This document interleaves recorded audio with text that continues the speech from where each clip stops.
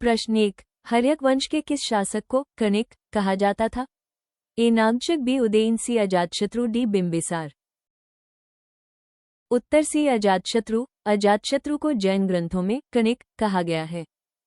प्रश्न 2। शिशुनाग वंश का वो कौन सा शासक था जिसके समय में वैशाली में द्वितीय बौद्ध संगीति का आयोजन किया गया? ए नंदिवर्धन, बी कालाशोक, सी शिशुनाग, डी महापद्मनंद। उत्तर बी कालाशोक। कालाशोक काकवर्ण के शासनकाल में 383 BC में द्वितीय बौद्ध संगीति हुई थी। प्रश्न 3। सिकंदर महान ने भारत पर कब आक्रमण किया था?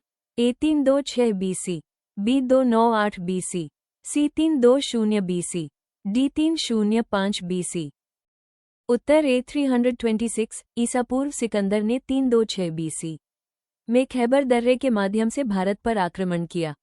प्रश्न 4। मगध के किस राजा ने पहली बार युद्ध में हाथियों का बड़े पैमाने पर प्रयोग किया था?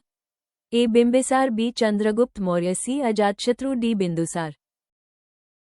उत्तर सी अजातशत्रु। अजातशत्रु ने वज्जी संघ के विरुद्ध युद्ध में हाथियों और नए हथियारों का प्रयोग किया। प्रश्न 5। मगध सम्राट बिंबिसार ने अपने राजवैद्य जीवक को किस राज्य के राजा की चिकित्सा के लिए भेजा था? ए अंग, बी कौशल, सी वैशाली, डी अवंती। उत्तर डी अवंती। अवंती के राजा प्रद्योत के पांडुरोग पिला के इलाज के लिए जीवक को भेजा गया था। प्रश्न 6। महावंश के अनुसार बिंबिसार ने कितने वर्ष शासन किया था? ए 15 वर्ष, बी 32 वर्ष, सी 52 वर्ष, डी 25 वर्ष। उत्तर सी 52 वर्ष। बौद्ध ग्रंथ महावंश के अनुसार बिंबिसार ने 52 वर्ष 544-492 ईसा पूर्व शासन किया। प्रश्न 7। किस प्राचीन ग्रंथ में सर्वप्रथम मगध नाम का उल्लेख मिलता है? ए ऋग्वेद, बी पुराण, सी शतपथ ब्राह्मण, डी अथर्ववेद। उत्तर डी अथर्ववेद। मगध का सर्वप्रथम स्पष्ट उल्लेख अथर्ववेद में मिलता है, जहां इसे दूरस्थ प्रदेश माना गया है। प्रश्न 8। मगध के किस शासक ने अपनी राजधानी को राजगृह से पाटलिपुत्र स्थायी रूप से स्थानांतरित किया था? ए बिंबिसार, बी अजातशत्रु, सी कालाशोक, डी उदयन। उत्तर डी उदयन। हर्यक वंश के शासक उदयन ने गंगा और सोन के संगम पर पाटलिपुत्र बसाकर उसे राजधानी बनाया। प्रश्न 9। महापद्मनंद ने किस उपाधि को धारण किया था जिससे उनके सर्वशक्तिशाली होने का प्रमाण मिलता है? ए देवानामप्रिय, बी महाराजाधिराज, सी एकराट, डी अमित्रघात। उत्तर सी एकराट। महापद्मनंद ने एकराट और सर्वक्षत्रांतक जैसी उपाधियां धारण की थीं। प्रश्न 10। मगध की सफलता के पीछे मुख्य कारण हाथियों का प्रयोग था।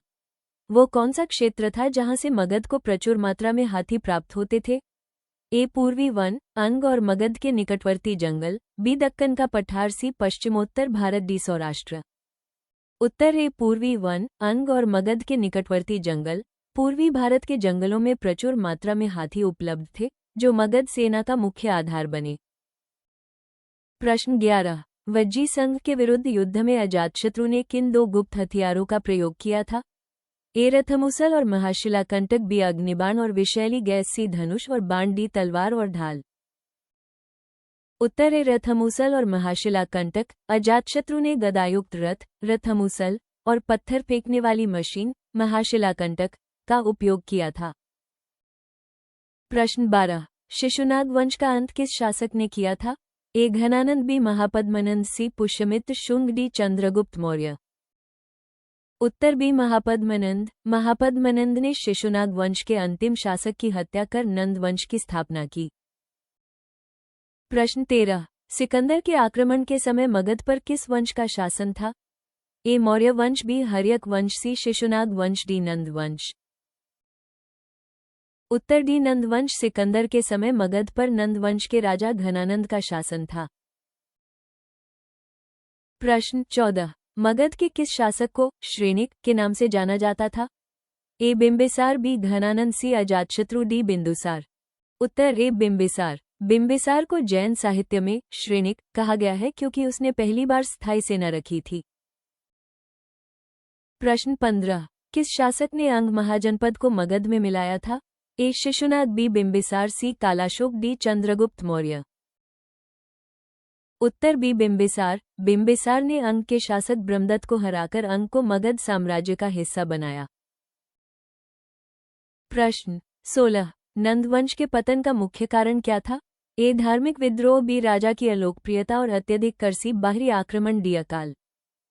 बी राजा की अलोकप्रियता और अत्यधिक कर। घनानंद अपनी जनता में बहुत अलोकप्रिय था और उसने भारी कर लगाए थे, जिसका लाभ चाणक्य ने उठाया। प्रश्न 17। प्रथम बौद्ध संगीति का आयोजन किस मगध सम्राट के शासनकाल में हुआ था? ए कालाशोक, बी कनिष्क, सी अजातशत्रु, डी अशोक। उत्तर सी अजातशत्रु। बुद्ध के महापरिनिर्वाण के तुरंत बाद अजातशत्रु के संरक्षण में राजगृह में प्रथम संगीति हुई। प्रश्न 18। मगध के किस राजवंश को पितृहत्ता वंश के रूप में जाना जाता है?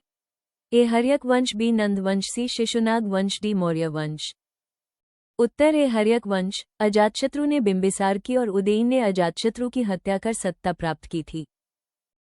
प्रश्न 19। खारवेल के हाथी गुम्फा अभिलेख के अनुसार किस नंद राजा ने कलिंग में एक नहर का निर्माण करवाया था? ए महापद्मनंद, बी घनानंद, सी बिंबिसार, डी अशोक। उत्तर ए महापद्मनंद। अभिलेख के अनुसार महापद्मनंद ने कलिंग जीतकर वहां नहर खुदवाई और जिन की मूर्ति ले आया।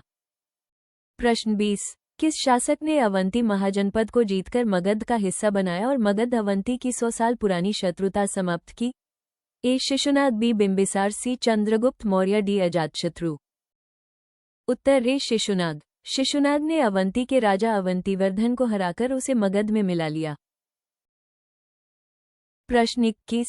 मगध के किस शासक ने वैवाहिक नीति के माध्यम से अपने राज्य की सीमाओं को सुरक्षित किया और कौशल देवी के साथ विवाह कर काशी को दहेज के रूप में प्राप्त किया? ए बिंबिसार, बी शिशुनाग, सी अजातशत्रु, डी उदयन। उत्तर ए बिंबिसार। बिंबिसार ने कौशल, वैशाली और मद्र जैसे राज्यों के साथ वैवाहिक संबंध बनाकर मगध की स्थिति मजबूत की। To be continued. Learn smarter, not harder. इसी प्रकार के परीक्षाओं में पूछे जाने वाले प्रश्नों की जानकारी एवं समग्र परीक्षा सामग्री हेतु इस चैनल को लाइक एवं सब्सक्राइब अवश्य करें एवं नोटिफिकेशन बटन को अवश्य प्रेस करें ताकि सभी वीडियो का लिंक आपको सबसे पहले प्राप्त हो सके।